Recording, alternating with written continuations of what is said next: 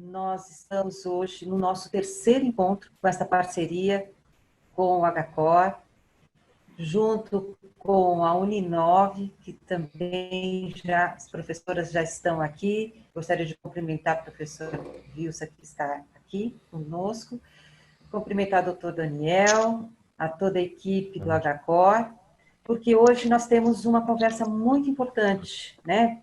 Doutor Daniel vai abordar o terceiro tema desses nossos encontros, que é o manejo dos casos suspeitos de Covid-19 nas instituições de longa permanência para idosos, né? E nós teremos até às 3h30. Então, após a apresentação dele, nós abriremos para a discussão. Gostaria que o maior número de participantes fizessem as perguntas para o doutor e que nós pudéssemos falar das nossas realidades, né?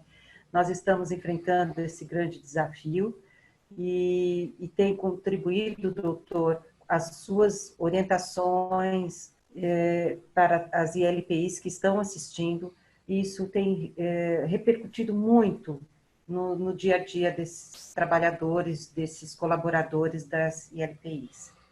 Muito obrigada pela sua presença sempre muito...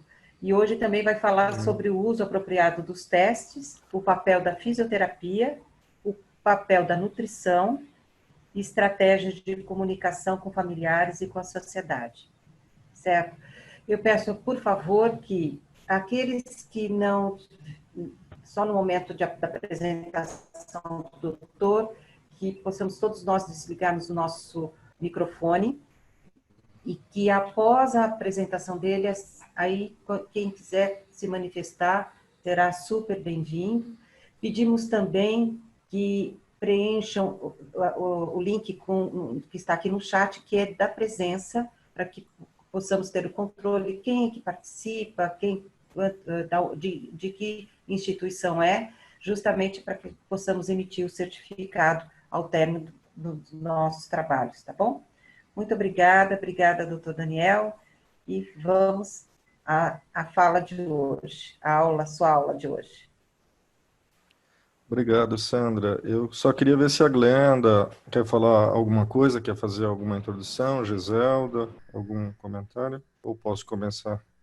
Não, oi, eu só dar boa tarde a todos, que a gente está gostando muito da dinâmica desses encontros, eu queria agradecer a participação de todos, está sendo muito importante essa troca, né, de experiência, eu acho que esse momento é um momento muito rico de crescimento, né, da gente adquirir novos conhecimentos, formar aí uma outra visão do cuidado do idoso nesse momento agora que o Brasil e o mundo está vivendo. Então, muito obrigada pela participação de todos e que tenhamos aí uma boa aula do Daniel, com certeza. Tá bom? Legal, obrigado, Giselda. Bom, vamos dar início, então. Eu queria só reforçar essa ideia de que nós estamos em um momento de construção de conhecimento, né? Não só porque a Covid é uma doença nova para a gente, mas porque a gente não sabe lidar com isso ainda nas ILPIs, e esse aprendizado tem sido conjunto, né? Então, uma instituição vê o que a outra está fazendo, vê o que deu certo aqui, ali, o que deu errado, e essa comunicação eu vejo que falta às vezes, ela existe de forma muito individual, de uma com a outra, que se conhece, mas esse fórum, essa oportunidade de compartilhar a experiência, então é importante isso. Muito mais do que a aula, eu acho que o mais importante é o compartilhamento de experiências. Então a aula vai servir para a gente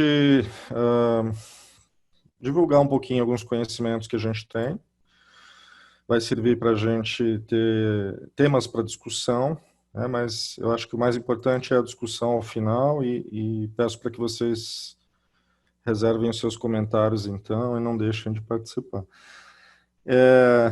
Bom, vamos lá. Eu acho que vocês devem estar vendo minha tela, né?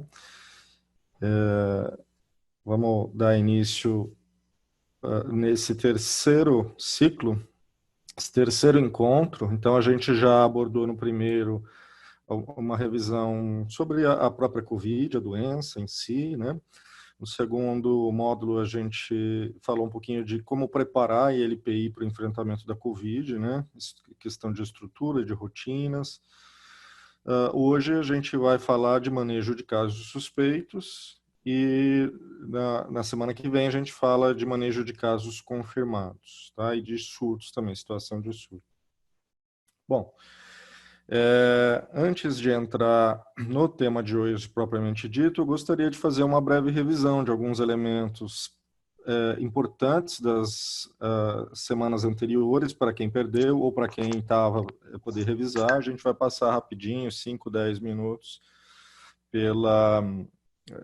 por essa revisão das 2 semanas anteriores, né? Então, só lembrar que a principal forma de transmissão, apesar de toda a discussão e de todo o conhecimento que se tem produzido, continua sendo por gotícula, né? Gotícula de contato direto, de proximidade, né? Então, alguém falando, alguém tossindo, alguém espirrando. Esse é o principal modo de transmissão. A transmissão por superfície, ela continua sendo colocada como uma fonte possível de contaminação, embora tenha perdido bastante o seu papel, quer dizer, não que a gente tenha descartado, mas hoje a gente sabe que dificilmente alguém vai transmitir Covid por sola de sapato ou por embalagem de algum produto, né? Essa transmissão de superfície geralmente é por fômite, por partículas maiores que ficam depositadas em regiões próximas contaminadas, né? Principalmente próximas do leito, no caso das ILPIs. Ou banheiros, por exemplo, são regiões críticas também para contaminação por superfície. Aerossol continua sendo uma forma de transmissão importante, principalmente em ambientes fechados, locais com ventilação ruim, é possível que a gente tenha a transmissão por aerossol. E a transmissão fecal-oral continua sendo postulada, mas em uma dimensão menor, tá? Não é a principal fonte de contaminação, mas é possível, sim. Existe uma grande quantidade de material viral nas fezes, e principalmente em casos de diarreia, né, e nas ILPIs, que esses pacientes usam fralda e essa troca é feita rotineiramente, é uma fonte com a qual a gente deve ficar preocupado. Então, a transmissão por gotícula é essa da proximidade, né, partículas maiores. Essa transmissão que a gente vê aqui é possível para o indivíduo C, que é a transmissão por aerosol, quer dizer, partículas muito pequenas que ficam suspensas no ar, já é uma transmissão menos provável, mas ela pode acontecer em ambientes fechados, ambientes de trabalho fechados com ar-condicionado, ou mesmo quartos de instituições que não são bem ventilados.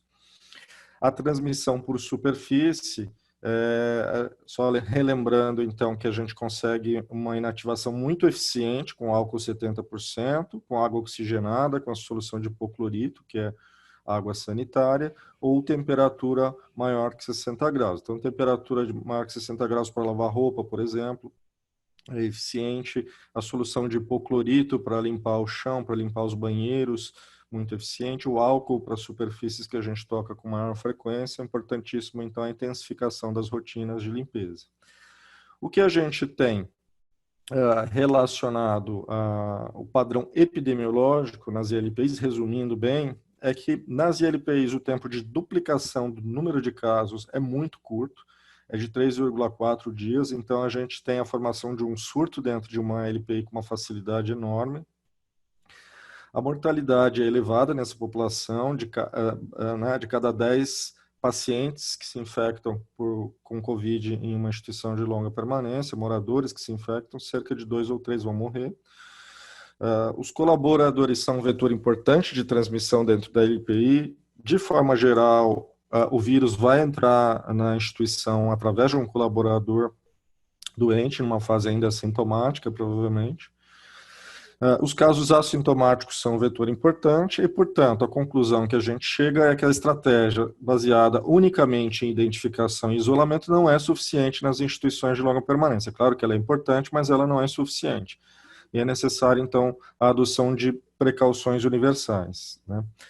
Lembrar que a idade está muito associada à letalidade na Covid, né? Nessa população com mais de 80 anos, 15%, 20% de letalidade, muito associada a algumas comorbidades, principalmente doenças cardiovasculares.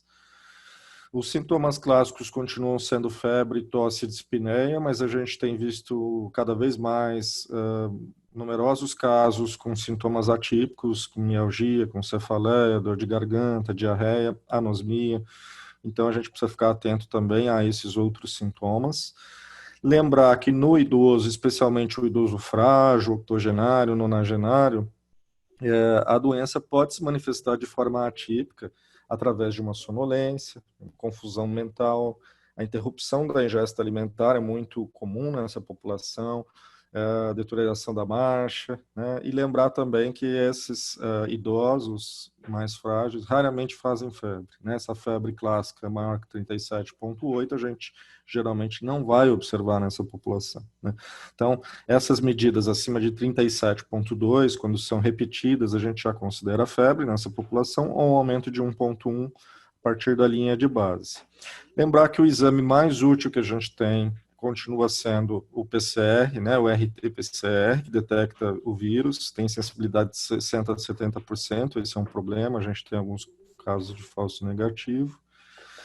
Deve ser coletado do 3º ao 7º dia após o início dos sintomas e é o único exame que a gente tem para diagnóstico, tá? Então, é o exame de grande utilidade para manejo clínico. Nas ILPI, se você tiver disponibilidade de PCR, ele pode ser utilizado para rastreio também. Quando você tem um caso, você faz em todo mundo do mesmo, faz PCR em todo mundo do mesmo quarto ou da mesma ala, né? Isso seria o ideal, né? A detecção de anticorpos, relembrando, né, ela já tem um valor muito menor no manejo clínico, praticamente não tem muito valor no manejo clínico de cada caso, né? Ela só vai poder ser feita após cerca de 10, 14 dias, porque é o período em que a gente vai ter a elevação da IgM.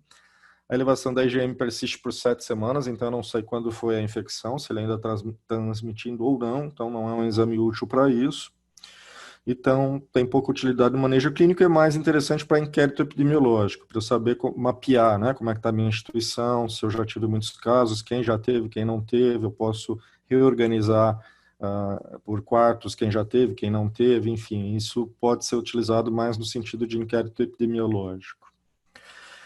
Revisando, então, as preparações fundamentais para o enfrentamento da Covid agora, que foi o tema da última semana, a primeira medida essencial é a comunicação, né, para a sociedade, para a comunidade que gira em torno daquela instituição, né, deixar bem claro quais são as medidas preventivas implementadas para enfrentamento desse momento, o que vai ser feito com os casos suspeitos, o que vai ser feito com os casos confirmados, se vai ser transferido, se vai ficar, e que fluxo é esse que vai ser utilizado, para que tudo esteja claro de antemão.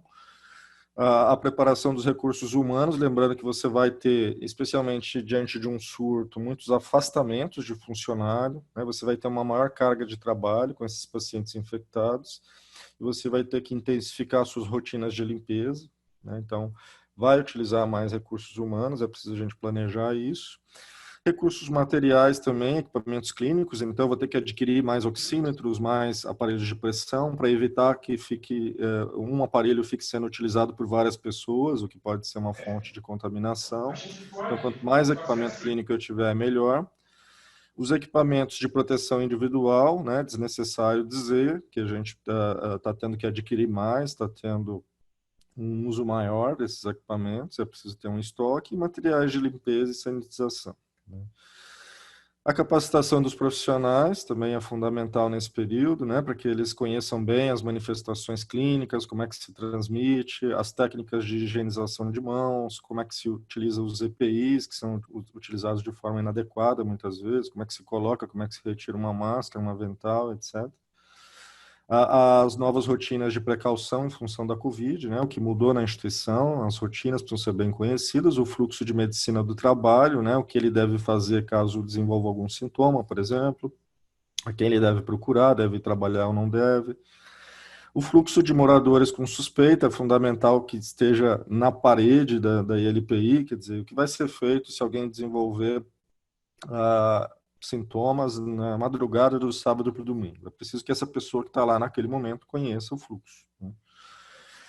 A rotina de triagem dos profissionais, então sempre fazer rastreio de sintomas gripais com todos os funcionários, todos os dias, né? Funcionários e colaboradores também eventuais, cuidadores também. Aferição de temperatura, higienização cuidadosa das mãos logo na entrada, troca de roupa sempre, né? E, se possível, o uso de roupa privativa, caso exista essa disponibilidade. Estabelecer, então, a rotina de medicina do trabalho, né, que se deve fazer com o funcionário. Então, isso está bem claro nas diretrizes do Ministério, né? Qualquer funcionário, qualquer colaborador com sintomas gripais precisa ser afastado, vai passar por uma avaliação médica, se possível colher PCR, e vai ficar afastado por 14 dias, tá? A menos que ele colha um PCR, e esse PCR venha negativo, aí ele pode voltar a trabalhar. Do contrário, o funcionário com sintomas gripais fica afastado por 14 dias. Os preparos relacionados à estrutura física, então, quartos com o menor número de moradores possível, né? É interessante que as instituições trabalhem com um número menor de moradores nesse período, e eu tenho visto que a maioria tem feito isso. Garantir a ventilação do ambiente, evitar ar-condicionado, né, sistema de recirculação. Então, quem tem ar-condicionado tem que desativar nesse momento e abrir as janelas. Dispensadores de álcool, né, em todos os pontos críticos de passagem, de saída, de entrada, reservar um ambiente para isolamento e um ambiente para quarentena. A gente vai falar um pouquinho mais disso hoje, né? Qual é a diferença entre esse isolamento e essa quarentena, essa observação, né? Como são esses ambientes. As rotinas de distanciamento social, suspensão de visitas, suspensão de saída de moradores, a gente já conversou sobre isso, atividades em grupo devem ser suspensas ou modificadas para o distanciamento, né? As refeições, a gente tem que tomar cuidado, é um momento crítico, o uso do refeitório, o momento do uso do refeitório deve ser feito com espaçamento, ou, se possível, servir no quarto. E as rotinas universais sugeridas, né? Intensificar rotinas de higienização, uso de máscara por todos os colaboradores em todos os ambientes, não só nos ambientes de cuidado, né? Para evitar essa contaminação entre colegas de trabalho. É importante que a máscara seja utilizada a todo momento. Entrou, coloca a máscara e só tira quando sai. Na verdade, nem quando sai, né? Porque na rua também ele vai ter que utilizar. Mas, enfim, quarentena para moradores admitidos após a saída, né? Isso é muito importante. Então, o morador que saiu para o hospital e voltou, né? Ou que saiu para um procedimento e teve que voltar, ele vai ficar em quarentena, tá? De, no mínimo, 7 dias, idealmente 14 dias. Ou admissões de novos moradores também, mesma questão. Então, como eu ia dizendo, a vacinação, né, para pneumococo influenza, que deve ser universal para todos os idosos moradores de LPI, e todos os funcionários vacinados para influenza também, né? Aumento da frequência dos sinais vitais, de preferência temperatura 2 vezes ao dia, para identificar esses casos precocemente, e redução do número de contatos entre profissionais e moradores, né? Aquela questão de mudar um pouco a divisão de tarefa, em vez de fazer a estratégia horizontal, na qual um profissional vai passando em cada leito, você tentar fazer uma estratégia vertical, na qual cada profissional faz todos os procedimentos necessários com um paciente, né? Então, cada colaborador vai cuidar de alguém naquele dia, isso evita também a transmissão. E agora, entrando no tema da nossa discussão de hoje, propriamente dito, né? Eu estava só revisando algumas coisas que a gente já tinha visto anteriormente, e agora vamos falar do manejo de casos suspeitos. Só relembrando, né, que toda vez que eu tenho... essa ainda é uma revisão, de certa forma, porque... só para lembrar como é que se faz diagnóstico de COVID. Então, se eu tenho caso suspeito, eu preciso elucidar, tá? E a única forma de fazer isso é com PCR, então isso é algo que eu insisto. A disponibilidade de PCR não tem sido muito boa. Eu não sei, vocês depois me contam aí como é que está na instituição de vocês, mas eu tenho visto que vários locais têm a disponibilidade de exames sorológicos, que não vão servir muito nesse caso. O importante é PCR, né? Deve ser colhido do 3º ao 7º dia.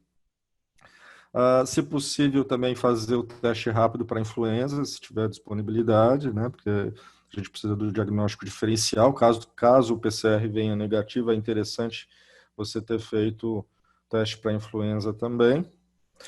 E, se possível, fazer uma imagem para comprovar. A imagem não é critério diagnóstico, ela é só um critério auxiliar, né? E a imagem característica é o vidro fosco em múltiplos pontos, subpleural, né? Essa imagem que vocês estão vendo.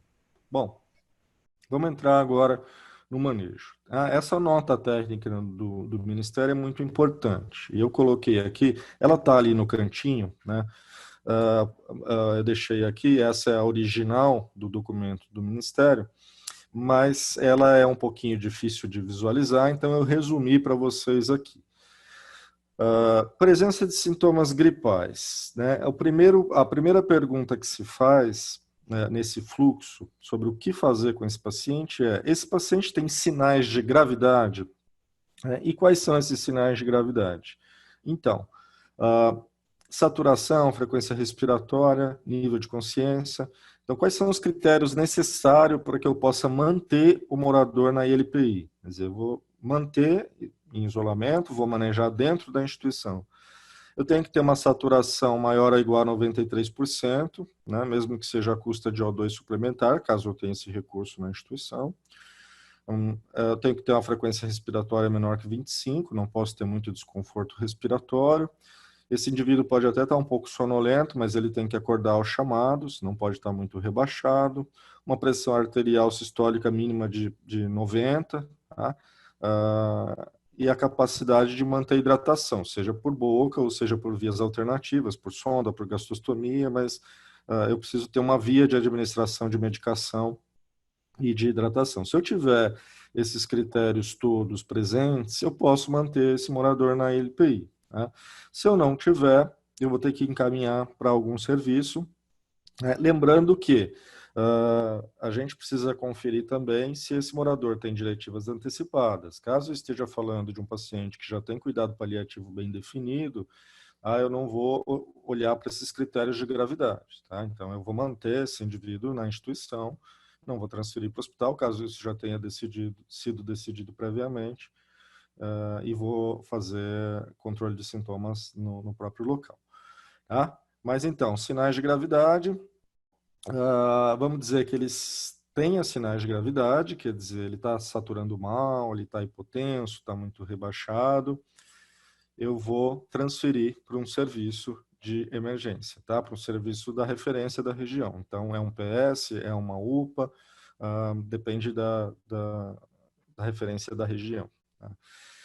Se eu não tenho sinais de gravidade, aqueles sinais de gravidade que eu já mostrei para vocês, então eu vou fazer uma próxima pergunta que é: tenho condições de isolamento? Consigo fazer isolamento na minha instituição? Se a resposta for não, não consigo, a minha instituição está lotada, eu não tenho quarto vago para fazer remanejamento, eu não tenho equipamento de proteção individual na minha instituição, eu não tenho outra forma que não transferir para um serviço de emergência, para um pronto-socorro, para uma UPA, porque as condições de isolamento são desfavoráveis. Tá? Mas se eu conseguir fazer isolamento, quer dizer, o paciente não tem sinais de gravidade e eu tenho condições de fazer o isolamento no meu local, então eu vou deixar esse morador na ILPI, ok? Esse é o fluxo recomendado pelo Ministério. Então, vejam que o que a gente tem de interessante aqui é a questão da condição de isolamento e fica bem definido que se eu não tenho condições, eu preciso transferir esse paciente. Né? Tomar cuidado também sempre com essa questão dos cuidados paliativos, quer dizer, não são todos os pacientes que eu vou transferir para o pronto-socorro, não é só porque está grave que eu vou transferir, eu preciso ver se ele realmente preenche critérios, quer dizer, se esse paciente precisar ser entubado, ele vai ser entubado, quer dizer, essa diretiva já está definida, é isso que a família quer, tá? Foi discutido, então essa questão é sempre muito importante e ela entra aí como um mediador. Bom, o outro documento que eu extraí para colocar aqui para vocês, que eu acho fundamental, é a nota técnica da Prefeitura do município de São Paulo. Né? Essa questão ela foi regulamentada para cada município. Então, o que fazer diante de um surto? Cada município é diferente. Então, eu fui buscar o que tem para nós, né, para a Prefeitura do município de São Paulo. Primeiro, o que eu acho muito importante é a definição de surto. O que é um surto, né? Eu tenho um surto na minha instituição, eu preciso definir isso em primeiro lugar. Surto é a ocorrência de um caso suspeito ou confirmado para influenza ou coronavírus, com vínculo epidemiológico, no período de 7 dias para influenza e 14 dias para Covid. Tá? Então, o que quer dizer isso? Se eu tiver um caso só na minha instituição, eu não tenho um surto. Tá? Um primeiro caso, vamos dizer que surgiu um caso na minha instituição, eu não tenho um surto. Surgiu um segundo caso, né, com vínculo epidemiológico, quer dizer, alguém que estava junto no mesmo quarto, ou que eu suspeito que possa ter sido contaminado pelo primeiro, eu já tenho um surto. Tá? Eu tive um caso índice e eu tive uma transmissão interna, um vínculo epidemiológico. Tá? Então, nesse caso, eu já tenho um surto. Tá? Fica claro aqui que é caso suspeito ou confirmado. Então, se eu tenho um indivíduo com síndrome gripal no quarto, um segundo indivíduo desenvolveu síndrome gripal, eu já tenho um surto. Tá? Então, essa definição é importante. O que eu devo fazer caso eu tenha um surto? Eu devo reportar para a unidade de saúde da área de abrangência. Tá? Então, é uma UBS que está na área de saúde de abrangência. Qual é a referência? É uma UPA? Então, eu preciso saber isso. Vocês devem saber a unidade de saúde de referência da sua região. E seria a responsabilidade dessa unidade fazer a investigação. Tá? Fazer a investigação, a notificação, eventualmente testagem para Covid em todos os moradores ou naqueles com uma suspeita maior, enfim, mas nesse caso entraria o apoio da unidade de saúde da sua área. Então, essa comunicação é importante. Definir surto, tá? Tem um surto, comunico à unidade de saúde. Se eu não fizer isso, eu vou estar negligenciando questões epidemiológicas. Né? Então, isso é importantíssimo. O que a unidade de saúde vai fazer? Ela vai investigar e ela precisa fazer notificação para a unidade de vigilância em saúde, né? A UVIS, né? E essa, por sua vez, faz a notificação no SINAM. Então, isso desencadeia aí uma sequência de notificações.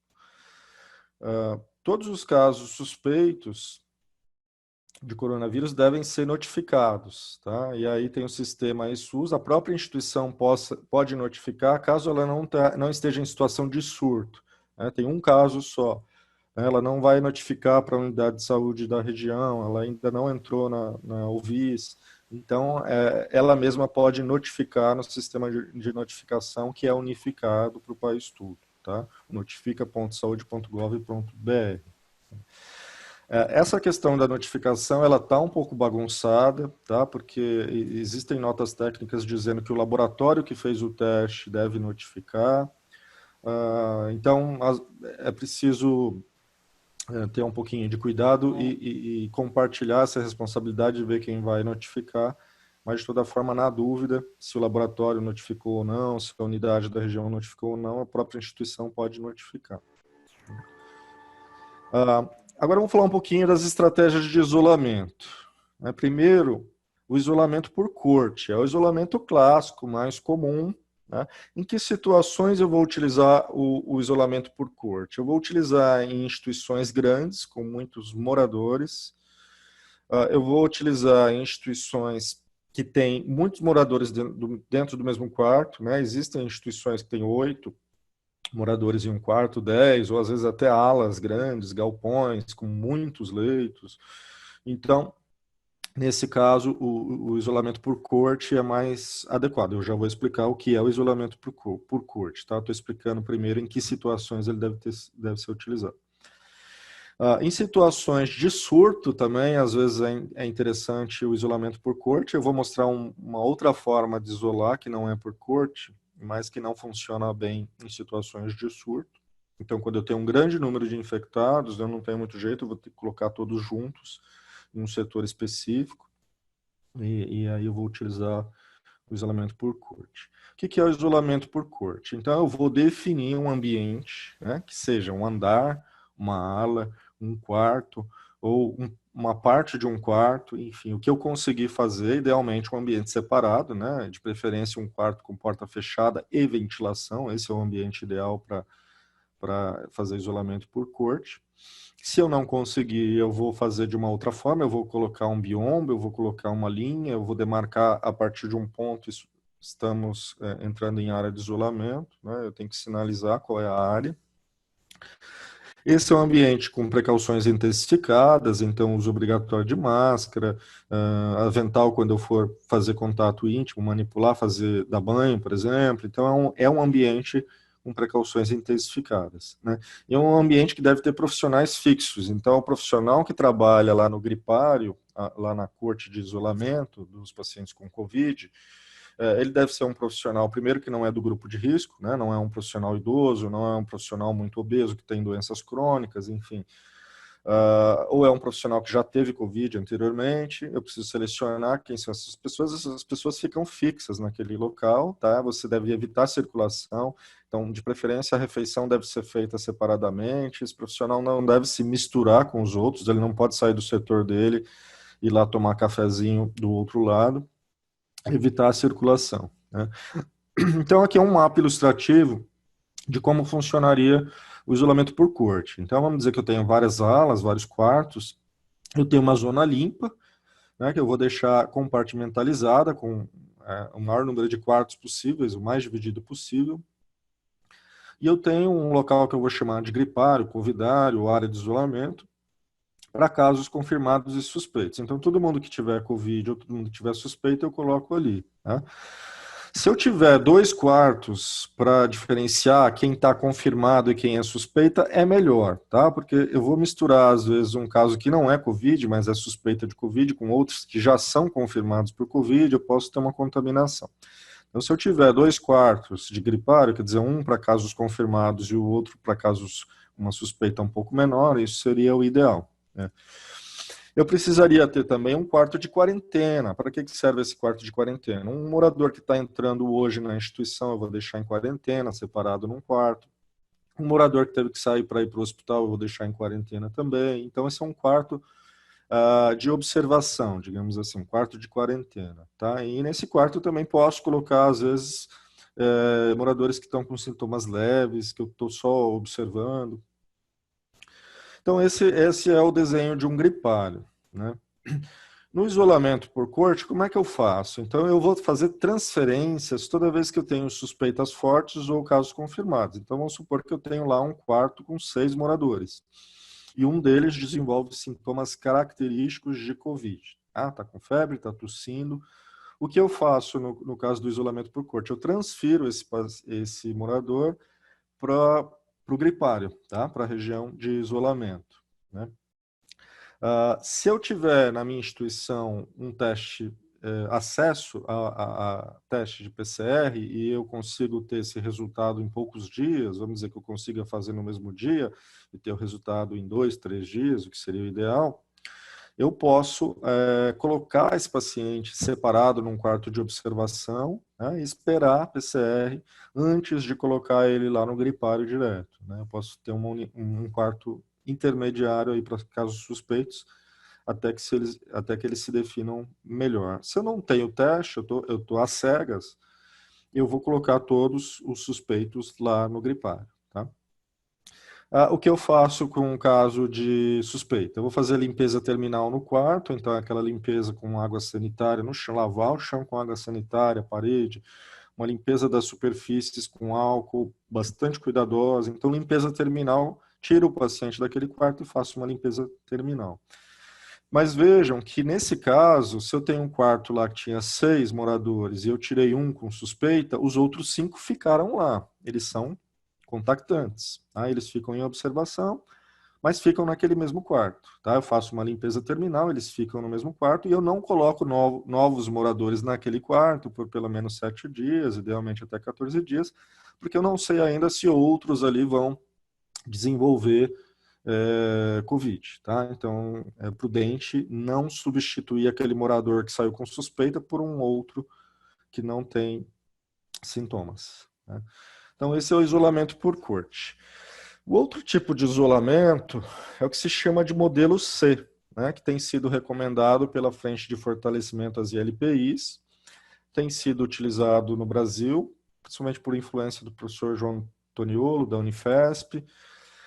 E é um modelo que é chamado C por conta de Covid, tá? Existe o modelo Z para herpes zoster, o modelo T para tuberculose, e agora criaram o modelo C para Covid, que é parecido com esses outros que já existiam. Então, como é que funciona o modelo C? Ele é um pouco diferente, né? Ele é mais adequado para locais que têm vários quartos pequenos.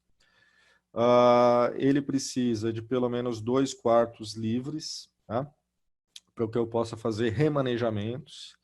É um modelo dinâmico que exige reavaliações diárias. Eu vou ficar trocando pacientes de quarto com muita frequência no modelo C. E eu vou precisar de um quadro de monitoramento, o Kanban, que eu vou mostrar para vocês como funciona. Então, vamos lá. No modelo C, eu vou definir como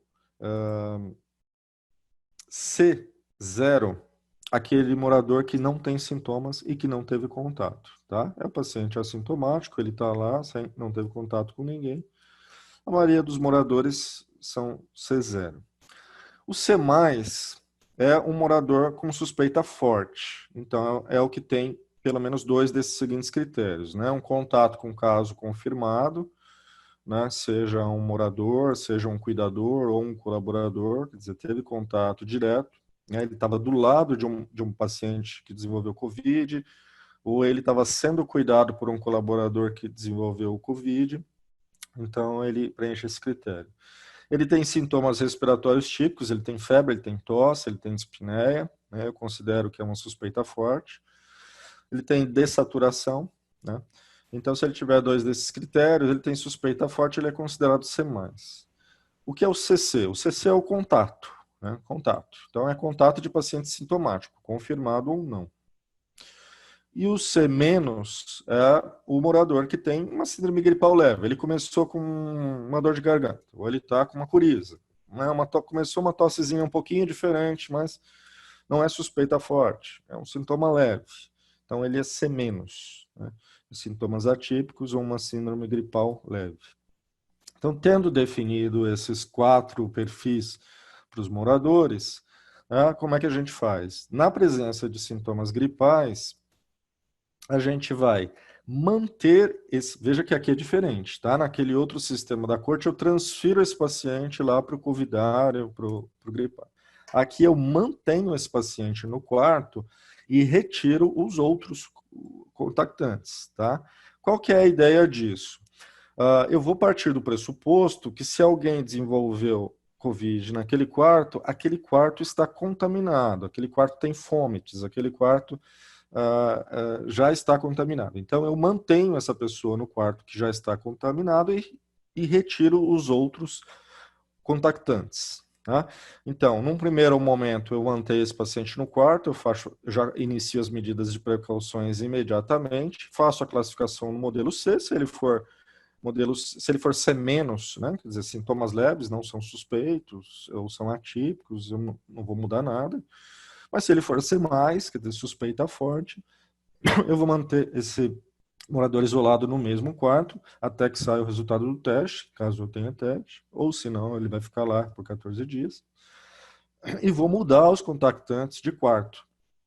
De preferência, eu vou colocar esses contactantes em um quarto de observação. Se eu tiver um quarto vazio, eu tiro o contactante e coloco no quarto de observação. Por isso que eu falei para vocês que o modelo C é mais adequado para locais que têm quartos pequenos. Né? O modelo C, por exemplo, num local que tem 6 moradores no mesmo quarto, ele é praticamente inviável. Como é que eu vou deixar um indivíduo contaminado daquele quarto e tirar os outros 5? Né? Ele fica difícil de cumprir. Então, mas ele é muito bom para quem tem quartos individuais, o quarto com 2 ou no máximo 3 moradores.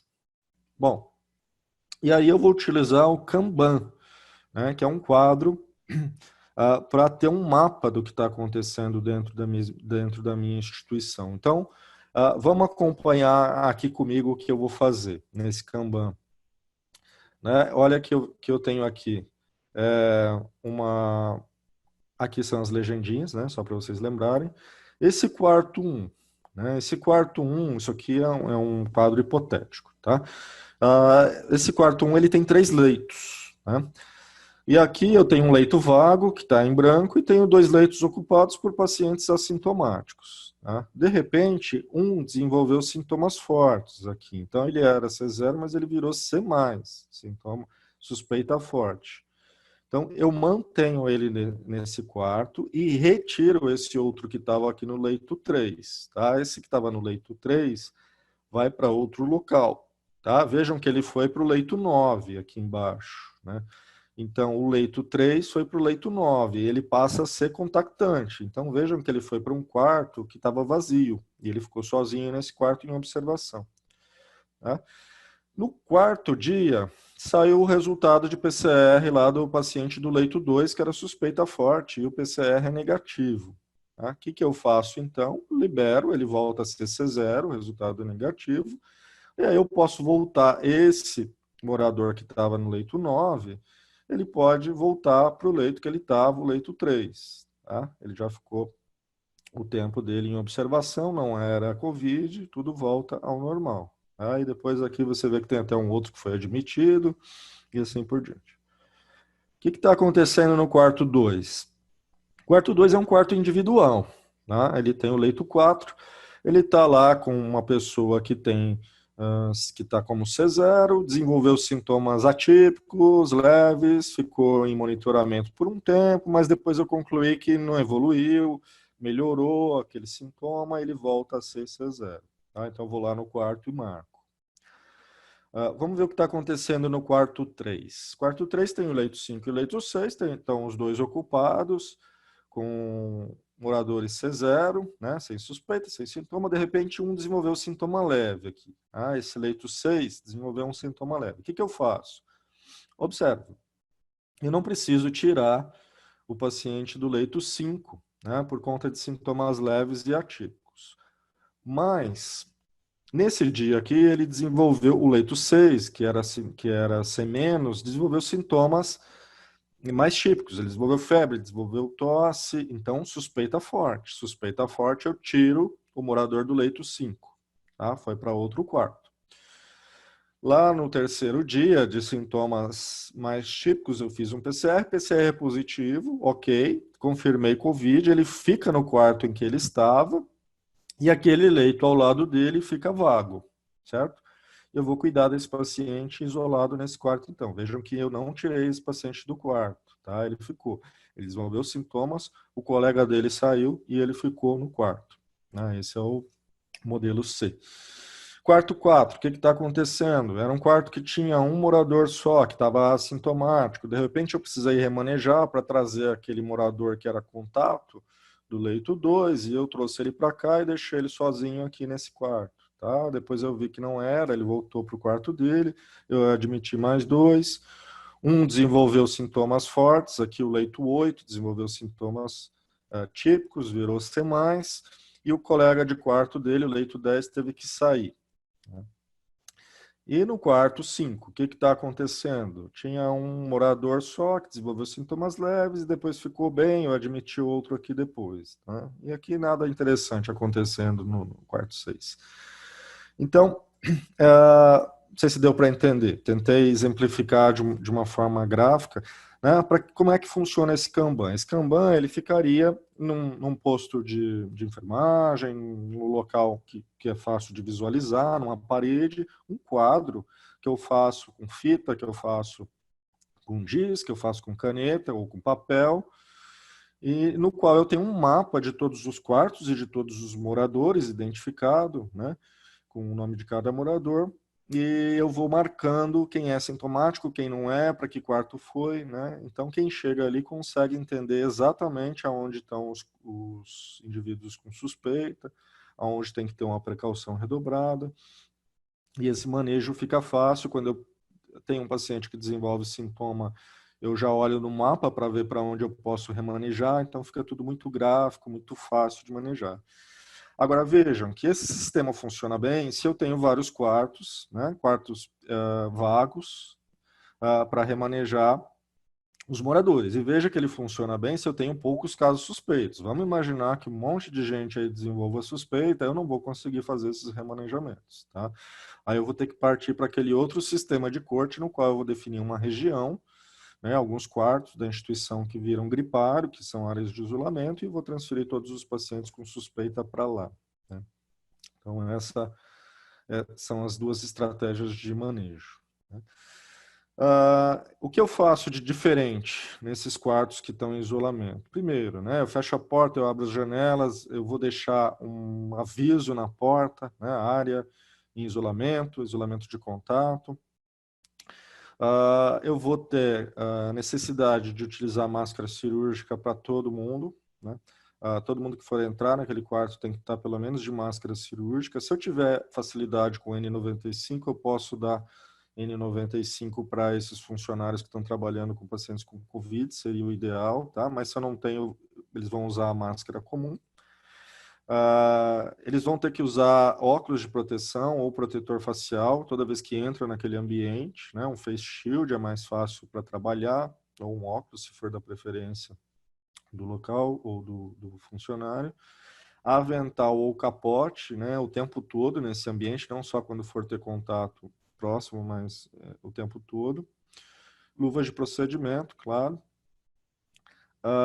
E toda vez que eu for fazer procedimento que gera aerossol, eu vou precisar aumentar o nível de proteção, né? E aí eu vou partir para a proteção para aerossol. Então, toda vez que eu for fazer procedimentos que geram aerossol, eu vou ter que acrescentar, trocar a máscara cirúrgica para uma N95, caso esse colaborador já não esteja com a N95, ele vai precisar colocar. E eu vou adicionar o gorro a essa paramentação que eu já falei anteriormente, tá? Esse para os procedimentos que geram aerossol. Quais são os procedimentos que geram aerossol?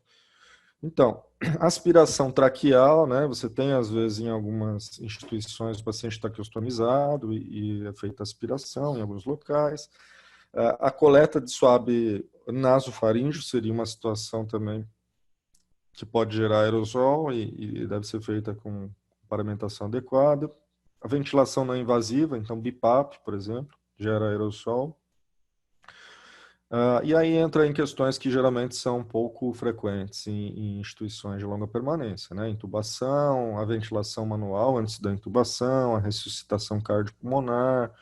Então, essas são situações em que a gente precisaria da N95 e proteção para aerosol, né?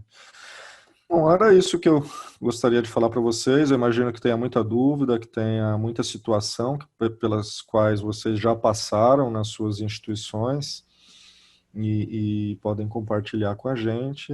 E espero que esses modelos que eu mostrei, são dois modelos diferentes, né? Eles têm princípios bem diferentes.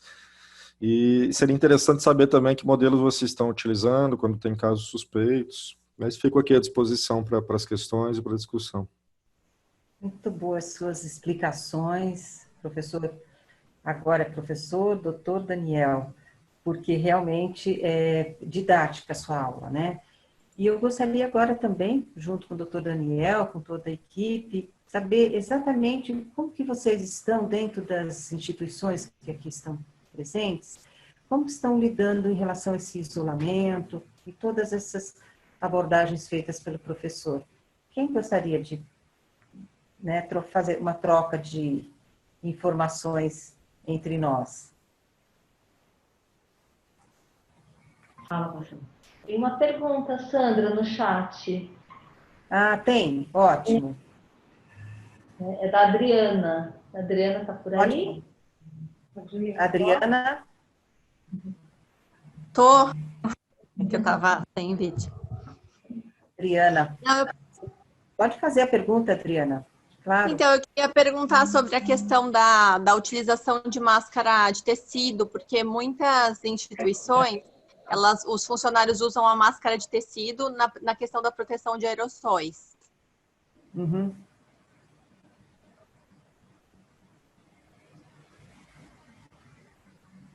Doutor?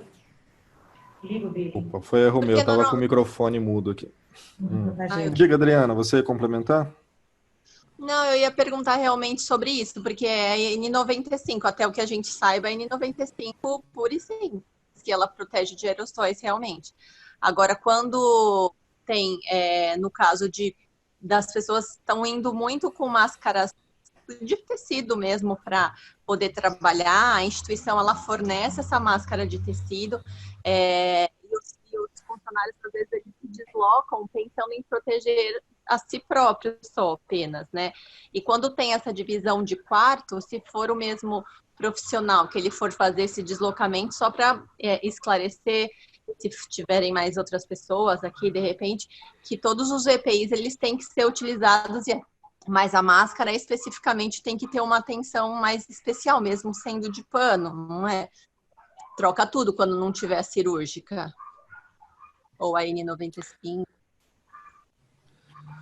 Bom, como é que está essa recomendação, então, né? Para esses ambientes, para os ambientes não contaminados, digamos assim, não é o gripário, a rotina usual da LPI, o recomendado é o uso de máscara, assim como a gente tem usado máscara nos ambientes de trabalho, qualquer escritório hoje, qualquer local está utilizando, e é assim que deve ser mesmo dentro da ILPI. Agora, no ambiente contaminado, né, vamos dizer que seja o ambiente do gripário, a recomendação oficial do Ministério e da OMS também mantém essa recomendação, é o uso de máscara cirúrgica, né? E na falta de máscara cirúrgica, a máscara caseira, com 2 camadas, que teria um efeito semelhante ao da máscara cirúrgica, é o que está recomendado, tá? E a N95 só quando você for fazer procedimentos que geram aerossol. A maioria dos lugares que tem condição de fornecer N95 para os seus funcionários, está fornecendo para esses funcionários que vão estar trabalhando lá dentro do gripário. É difícil você deixar um funcionário dentro de um ambiente com Covid com uma máscara caseira.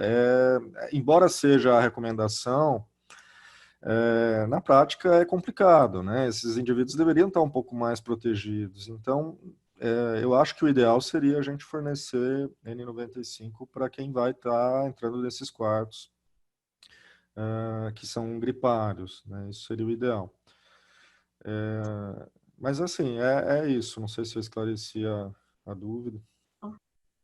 Esclareceu, porque às vezes tem pessoas que perguntam realmente para nós a questão da proteção, de limpar, porque a recomendação, quando está num lugar infectado, ela é diferente da proteção, da recomendação de uso de máscara caseira para a pessoa que está se deslocando. É um ambiente contaminado, para a gente Sim, entender. Obrigada, doutor. No mínimo, ele tem que estar com máscara cirúrgica e face shield, né? No mínimo. Se tiver N95, é melhor, né? Um grau maior de proteção. Especialmente porque tem esse contato próximo, a pessoa vai dar banho, né? A pessoa vai medicar, enfim. Tá bom, obrigada. Temos mais uma pergunta? 1, 2, vamos aproveitar. Estamos com 49 participantes nesse encontro. Então, vamos aproveitar. Uma pergunta para ser feito. Pois não. Eu sou enfermeira de uma instituição, né? E na instituição conseguimos, pelo Fleury e pelo Rotary, os exames, o PCR para ser feito, né? E esse PCR foi realizado no dia 6, em todos os pacientes, só que demorou o resultado para sair. E quando saiu o resultado, que foi ontem, dia 16, apenas uma pessoa tinha positivado, né? E no caso foi eu, essa pessoa. Só que eu estou assintomática. Como que eu deveria proceder nessa situação? Bom, esse tem sido um problema que eu tenho visto relatos em todos os lugares. Consegue acesso a PCR, mas demora demais. E aí, quando sai, você já perdeu a oportunidade que tinha de tomar as providências, né? Mas, assim, PCR positivo é sinônimo de afastamento do trabalho por pelo menos 14 dias, né? Retorna ao trabalho no 15º dia, se assintomática há pelo menos 3 dias. Então, aí no seu caso, se foi no dia 6, você vai ter que considerar, e você está assintomática, e esteve assintomático o tempo todo, você vai ter que considerar 14 dias a contar do dia 6, né? E e retornar ao trabalho com as precauções usuais, com máscara, né? Essa a recomendação. Assim, o que se sabe atualmente é que as pessoas assintomáticas podem transmitir, mas não é tão grande a probabilidade de que você tenha transmitido para alguém nesse período, se você ficou assintomático o tempo inteiro. Geralmente as pessoas assintomáticas que transmitem são aquelas que ainda não desenvolveram sintomas, mas que logo depois desenvolvem, né? Essas que nem desenvolveram sintomas em nenhum momento, é pouco provável que transmitam. Mas é isso, não sei se eu esclareci a dúvida. Mas eu não sei se outras pessoas têm outras instituições, até para a gente ampliar a discussão, tem esse problema com o PCR, mas é isso, às vezes tem o acesso, mas faz e fica esperando muito tempo. Quando sai, já passou praticamente o período todo do isolamento e já perdeu todas as oportunidades, né, de atuar. Isso é um problema. Sim, esclareceu, sim, doutor. Muito obrigado. Eu acho que essa colocação do doutor foi super importante. Como que está o acesso aos testes nas instituições? A Cíntia colocou que ela recebeu aí um apoio do Fleury e do Rotary. E como que vocês estão nas outras instituições em relação à solicitação dos testes? Boa tarde. Boa tarde. Meu nome é Tainã, sou enfermeira aqui da Casa de Repouso Virgem Maria. Até o momento, nós não tivemos nenhum paciente assintomático, com sintomas. Mas a gente foi orientado pela UBS que quando tivesse algum paciente com sintomas, seria feito um teste em todos eles. Ótimo, esse é o ideal, né? Teve um caso com sintoma. Na verdade, se você for ler na nota técnica, o que eles falam é que a unidade entra em caso de surto, que seria a partir do segundo caso, né? Com vínculo epidemiológico com o primeiro. E aí você teria situação de surto, aí a unidade entra para fazer exames em todos, enfim, e para atuar. Mas o ideal seria até já no primeiro caso já fazer PCR em todo mundo. Vamos ver como esse fluxo funciona, porque ele está, da forma como ele está descrito, ele está muito bem estruturado, mas na prática vamos ver o tempo que demora para chegar a exame. Esse é o fator crítico, né? O resultado, né? Aproveitando esse espaço, eu gostaria de saber das instituições aqui presentes, como que está essa relação com a unidade básica de referência? Se vocês têm como agora da ILPI Virgem Maria colocou, que recebeu essa orientação, e tem essa proximidade mesmo com a unidade básica de saúde, as demais? No meu caso, tivemos todo o apoio das UBSs, né? Inclusive, eles foram na unidade, fizeram um teste rápido, realizaram um teste rápido nos idosos e nos funcionários presentes no dia. Depois conseguimos, né, com o apoio do Fleury e da Rotary, os PCRs, mas a gente está recebendo todo o apoio das UBSs. Legal, Cíntia. Ótimo. Esse é o ideal mesmo, né? Inclusive na nota técnica também sinaliza essa articulação, né? Obrigada. Tem mais? A congregação das irmãs? Sandra, tá me ouvindo? Oi. Agora estou. Quem é que está falando? Eu sou Isabel, do Hotelzinho de Idosos, da Associação Beneficente Santo Antônio de Pádua. E Olá, a gente está com... Tudo bem?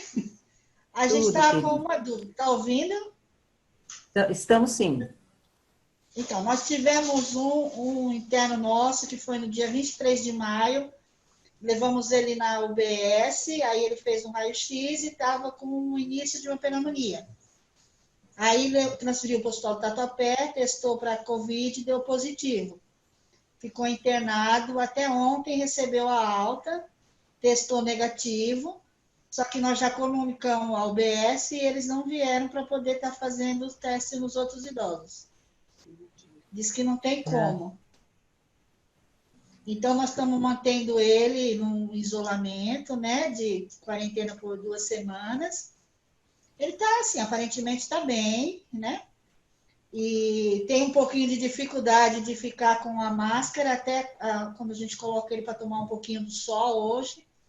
Eu queria até ver com o doutor se ele pode usar só facial, só para tomar o sol num lugar sozinho, porque ele tem dificuldade de ficar com a máscara, ele diz que falta muito ar. Esse morador está junto com outros no mesmo quarto? Não, tá sozinho, tá isolado, tá num isolamento mesmo, porque aqui a gente tem 3 andares, né? Uhum. Então, como ele anda bem, ele está no 3º andar, nós tiramos os outros todos, e aí ele fica no quartinho, aí de manhã, depois do banho, nós colocamos ele para tomar no sol, também ele não tem contato nenhum com os outros moradores. E ele tinha contato quando desenvolveu sintomas? Ele Ele estava junto estava com outros? ele estava num quarto com mais 2, né?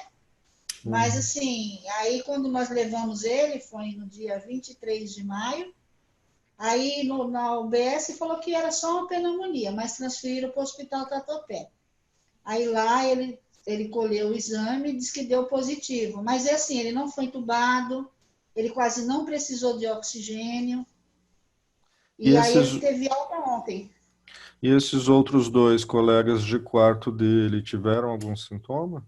Não, nenhum sintomas. Também. Ótimo.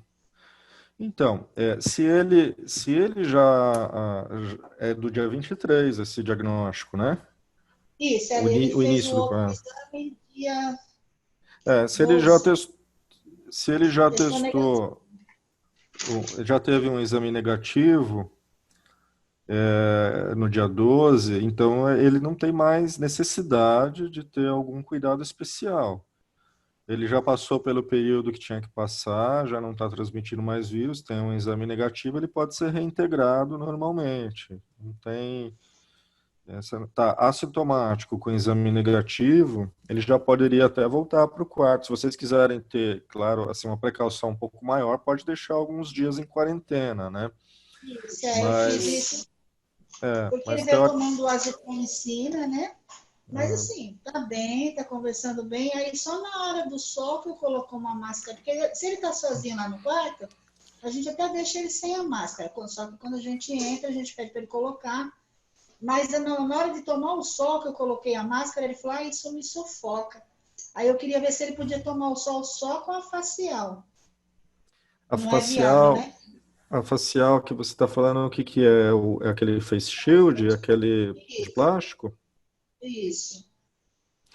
Pô, assim, se ele está longe das outras pessoas, num ambiente ao ar livre, tudo bem, né? Não tem problema tirar a máscara. E assim, é o que eu falei, se ele retornou, já teve Covid, retornou e já tem um exame negativo, ele pode ser reintegrado às rotinas habituais. É diferente de um outro caso em que, por exemplo, se ele tivesse ficado no hospital por um outro motivo, vamos dizer que ele ficou por uma infecção urinária, e aí está voltando para a instituição, aí ele ficaria em quarentena, porque você não sabe se ele É. adquiriu Covid lá no hospital, né? Mas nesse caso, que ele já teve Covid e já negativou, é rotina normal mesmo. Ah, então tá. Mas por precaução pode deixar pelo menos uma semana sozinha. Pode, pode. É um excesso de Pode. zelo, assim, é uma precaução a mais. Talvez até para tranquilizar os outros moradores, que às vezes ficam com receio, né? Tá voltando, teve Covid, então tem esse receio. Às vezes, deixar em observação, ok, mas teoricamente ele já poderia retornar Poderia, né? à rotina normal. Ah, então tá bom. Assim a gente fica mais tranquila também, né? Porque o É, primeiro caso a gente não estava sabendo muito como lidar esse retorno do hospital. mas que bom que foi um caso só e os outros não desenvolveram, né? E pare Deu por tudo, aí, né? deu tudo certo. Deu tudo Tomara, certo. né, Isabel? E, doutor, você acha que você recomenda que se faça o teste com os dois que estiveram em contato com ele? Então, nesse momento, já não tem mais muito motivo para fazer esse teste, porque já se passou muito tempo, né? O que teria sido ideal, né, nessa época? Se ele foi para o hospital, os outros dois colegas de quarto seriam testados com PCR, né, e ficariam em observação. Seria ter feito naquele momento, né? Isso seria o ideal. Mas passado esse tempo, não tem motivo mais para fazer teste agora, né? Não desenvolveram sintomas, parte do princípio que eles já entram naquela classificação lá do C0, né? Já não são contactantes mais, né? Depois desse tempo todo. Sim, é porque nós pedimos o teste, mas a UBS falou que não tinha, que dava para fazer. Então, ficou difícil, né? Isso vai variar, né? O que seria o ideal? O ideal seria testar todo mundo, né? Não sendo possível testar todo mundo, seria bom testar pelo menos os colegas de quarto, né? Mas a questão é essa, vai variar muito da unidade, da disponibilidade de diferentes épocas, né? Mas a gente está tomando todos os cuidados, tomando temperatura 2 vezes, olhando a saturação, e está dando tudo certinho. Era isso daí. Bom, Isabel, que bom. Obrigada. Obrigada a você de ter colocado essa questão. Super importante para todos nós escutarmos essas experiências que vocês estão passando, como que vocês estão lidando. E o doutor também, Daniel, tem mais alguma questão que a gente possa fazer também com o doutor Daniel? Agora, eu gostaria também de trazer mais uma abordagem que o doutor Daniel fez em relação ao isolamento, né?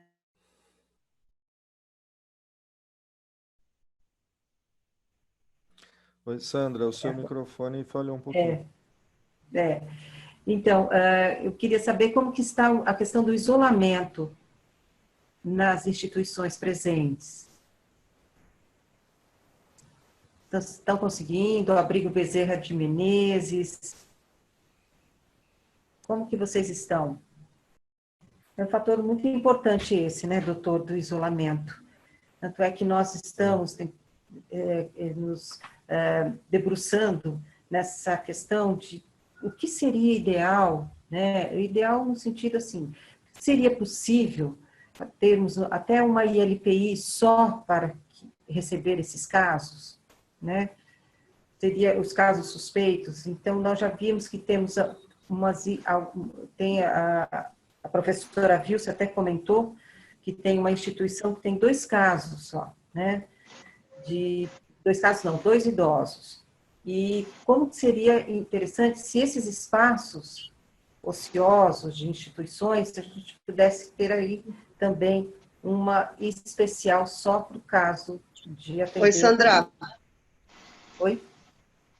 Desculpa te interromper, é a Cristiane aqui do Serviço Social do Abrigo do Bezerra de Menezes, Cristiane. Tudo bem? Boa tarde a todos. Tudo bem.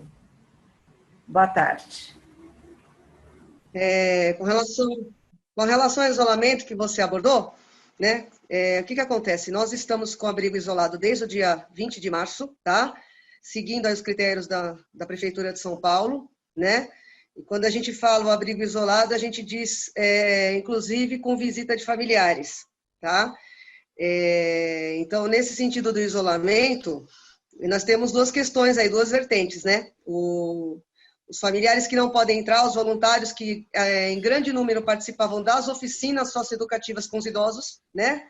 Oficinas essas realizadas diariamente e até por tempo ocioso e até por outras questões, né, de ajuda a esse idoso.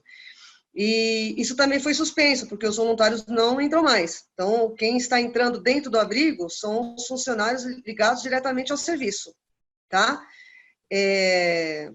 Então, assim, houve uma questão muito importante para a gente de fortalecer esse isolamento, que é a questão da comunicação, tá? A transparência da comunicação para o idoso, tá? Desde o primeiro momento, desde quando surgiu a primeira notícia de pandemia, antes de isolamento, nós já deixamos o idoso da casa a par da situação e já fomos preparando esse idoso para o que estava por vir, tá? Então, conforme foram surgindo as notícias e foi se intensificando, né, foi se aumentando a pandemia, foi se intensificando esse problema e foi se aumentando o isolamento, o idoso ele não foi pego desprevenido, então ele acabou assimilando melhor a informação, tá? É uma coisa que nós conseguimos fazer, que foi de forma assertiva, que causou sim um impacto, é claro, existe um impacto emocional, toda essa questão de não poder ver o familiar presencialmente, de não poder ir à rua, porque o idoso que vive numa ILPI, ele é um idoso que tem autonomia física e mental ainda preservada, ele vai à rua, ele tem atividade externa, a gente até incentiva muito isso, tá? Então, esse idoso também não sai à rua desde março, ele não recebe ninguém aqui, não vem eventos, não existem as festas que eles estão acostumados, festas de finais de semana, né? Festas comemorativas, como passou o Dia das Mães, como está chegando agora a festa junina, né? Então, tudo isso tem um impacto muito grande para o cotidiano do idoso, tá? Então, o que acontece? A questão da comunicação ela foi primordial para a gente, tá? Porque existem reuniões quinzenais com a equipe multiprofissional com esse idoso, então os idosos, de forma segura, sem aglomerações e em etapas, fazem-se essas reuniões aqui de formas internas com os profissionais passam a situação do que está acontecendo para esse idoso, tá? E o idoso também tem essa troca com o profissional. Olha, eu estou achando isso, eu estou achando aquilo, o que você acha? Quando você acha que termina? Então, assim, eles estão bem conscientes da questão de tudo que a gente está enfrentando e de tudo que está acontecendo lá fora. Isso foi, essa abertura da gente, dessa comunicação, dessa sinceridade, dessa transparência, foi fundamental para a gente conseguir seguir até aqui com o abrigo isolado, tá? E assim, não temos caso de Covid aqui dentro, não teve caso de Covid até então aqui dentro, tá? Com os idosos, tá? Aconteceram alguns casos isolados com funcionários que foram identificados de imediato, esse funcionário foi afastado, esses funcionários foram afastados, e não houve o contágio do idoso, tá? Então, a questão da comunicação para o isolamento social, Sandra, ela é fundamental. Ela é fundamental. E a gente também se colocar à disposição desse idoso para tentar suprir um pouco dessa necessidade, né, desse contato com a família, desse contato com o externo, né? A gente tem feito ligações para os familiares, colocado eles em contato diariamente, quem tem família. Estamos recebendo cartas da comunidade, carta dos voluntários para poder ler para esses idosos, tá? Não foram suspensas as atividades socioeducativas, as que dá para fazer de forma interna, tá? De forma segura, com distanciamento seguro. Então, essas atividades socioeducativas, nós temos um espaço amplo no abrigo, que é uma sala de oficinas, e essa sala está sendo utilizada, sim, para atividades socioeducativas em etapas, tá? Então, assim, são turnos, vários. Então, assim, uma atividade que era uma sala lotada no período da manhã, está acontecendo em 4 etapas no período da manhã, que é para ter esse isolamento com o idoso. Então, assim, a gente seguiu com as atividades, assim, afastando os voluntários, mas com os funcionários. Então, tem a psicóloga que está aqui presente, que participa de atividades, né? Tem o orientador socioeducativo. Então, a fisioterapia, nós inserimos uma atividade feita pela fisioterapia, que é uma atividade corporal, tá? Que é uma questão mais de trabalhar essa parte corporal do idoso para ele não ficar tanto tempo parado, né? Mesmo aquele idoso que não precisa do acompanhamento de fisioterapia, tá? Então, os profissionais estão fazendo essas atividades com eles de forma também segura. Então, tudo isso, todos esses critérios que a gente conseguiu adotar aqui, Sandra, com todo esse decorrer da pandemia, tem nos ajudado e muito para passar por isso, tá? Então, o motivo... Hoje, o estado de espírito aqui dentro do abrigo, entre os idosos, é assim, de preocupação, é de saudade, tá? Mas não é de pânico, tá? E essa questão de não deixar o pânico tomar conta do ambiente deles foi muito importante para a gente, tá? Espero ter podido aí contribuir com vocês, falar o que a gente está fazendo, o que está dando certo até agora, tá bom? E agradeço mais uma vez essa abertura. Que bom o seu relato, Cristiane. E é isso, né? Eu acho que cada espaço, cada instituição vai achando um jeito de proteger o seu idoso, garantir essa segurança, né? Ou ter essa interlocução com a unidade básica ou com outros parceiros, mas o mais importante é que a gente tenha uma atitude mesmo de esperança, para não deixar, porque o isolamento, né, como você diz, Cristiane, a gente tem escutado o relato dos idosos, esse afastamento social, essa dificuldade de falar com seus parentes, isso realmente entristece.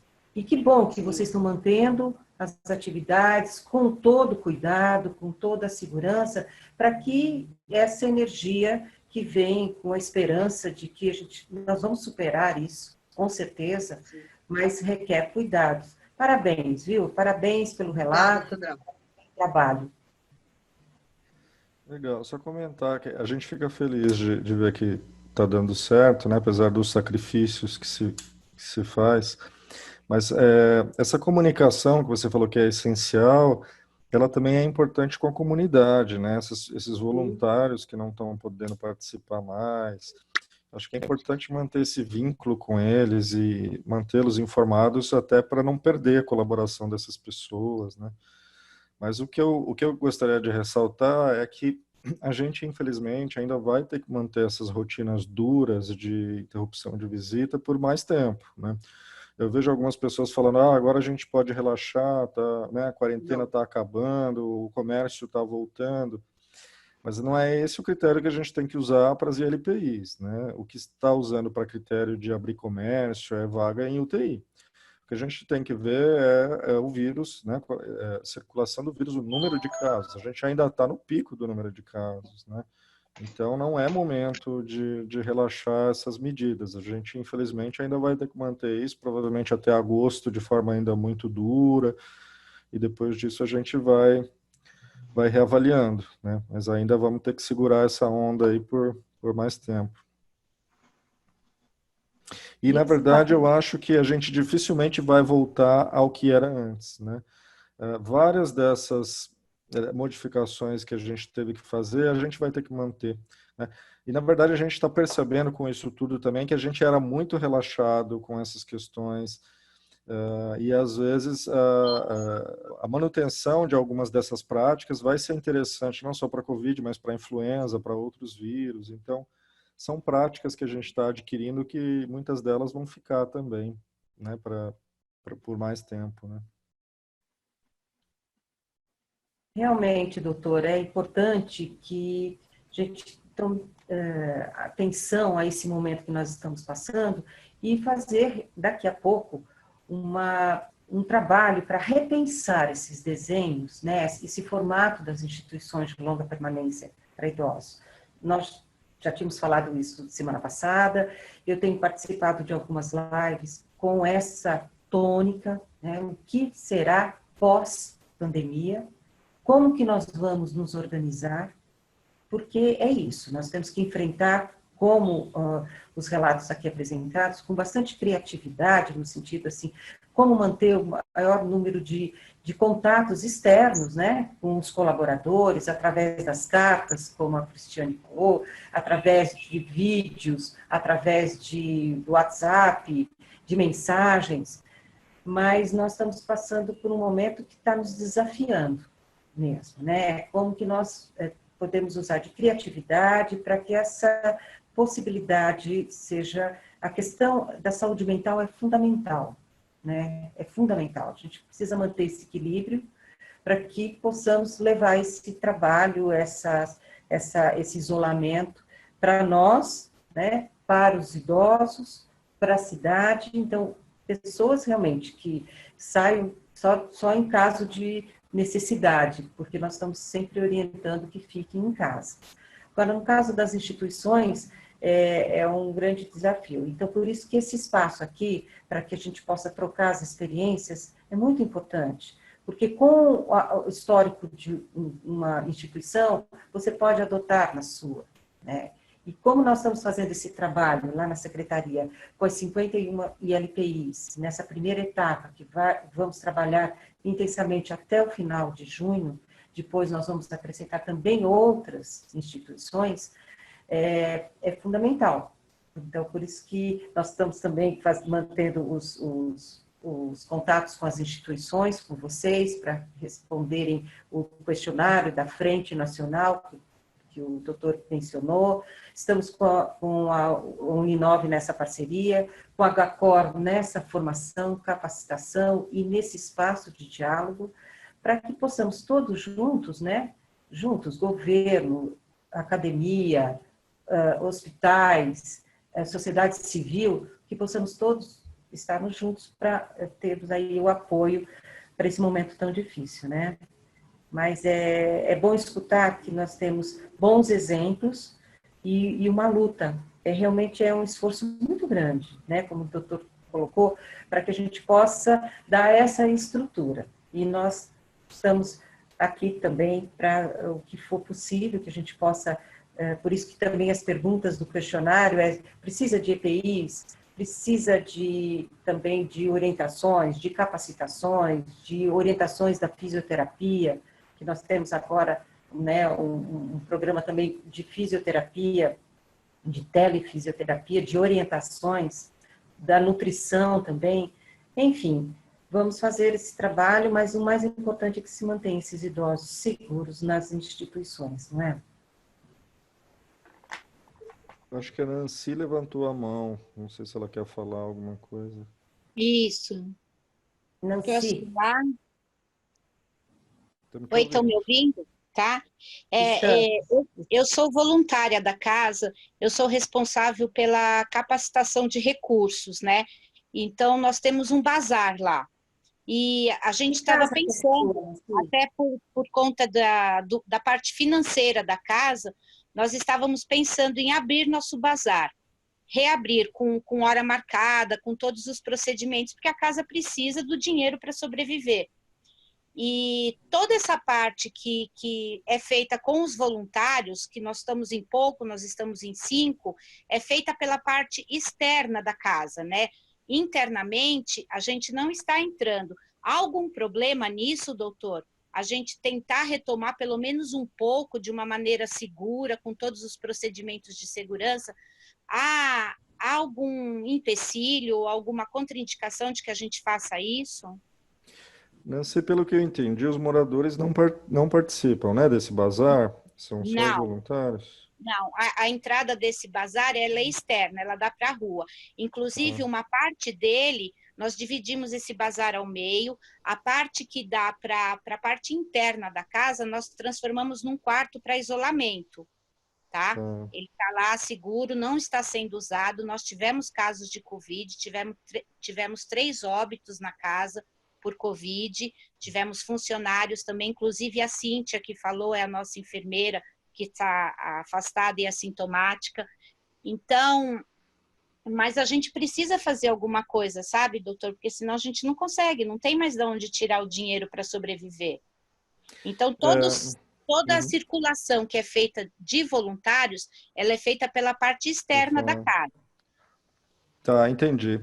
Eu acho que nesse caso não tem problema. Eu acho que o critério que vocês têm que utilizar aí é o mesmo que o comércio está utilizando, né?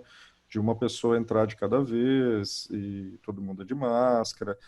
E essas pessoas que estão ali como voluntárias não entrarem na instituição naquele momento e nenhum morador participar disso também, né? Se vocês conseguirem cumprir esses pré-requisitos, eu acho que não teria problema, né? Com todo o cuidado.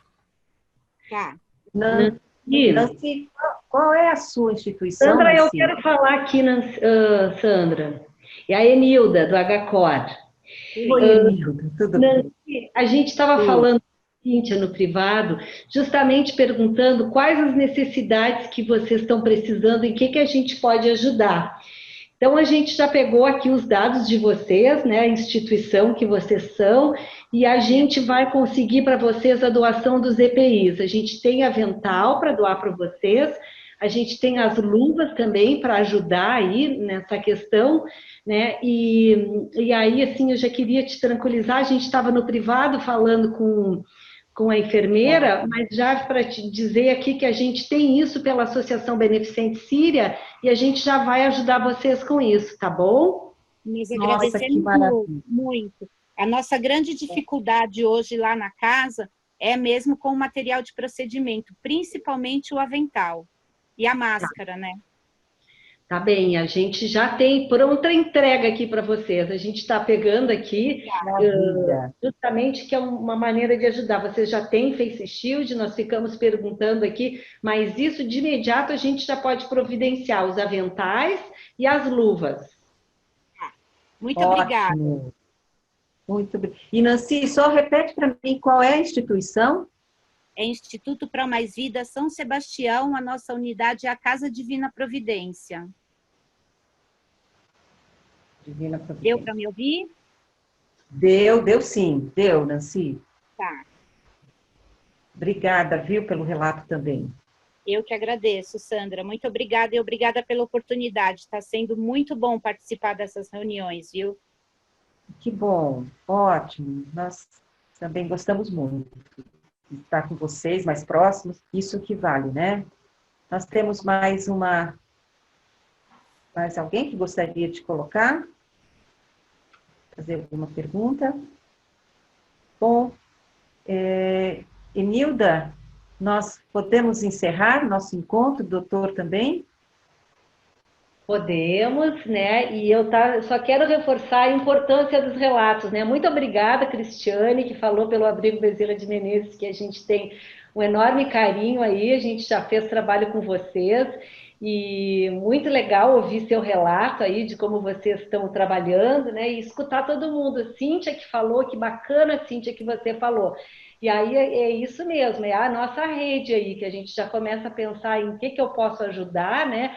Agradecer ao nosso parceirão, doutor Daniel, estudioso, que nos deixa com uma retaguarda científica, assim, muito forte, então eu estou muito agradecida que ele na nossa equipe, né? A Sandra, por essa liderança bacana aí, reunindo todo mundo, os professores da Uninove, os alunos, todos aprendemos, né? Então, muito obrigada aí pela participação, e a gente ainda tem mais um encontro, né, Daniel?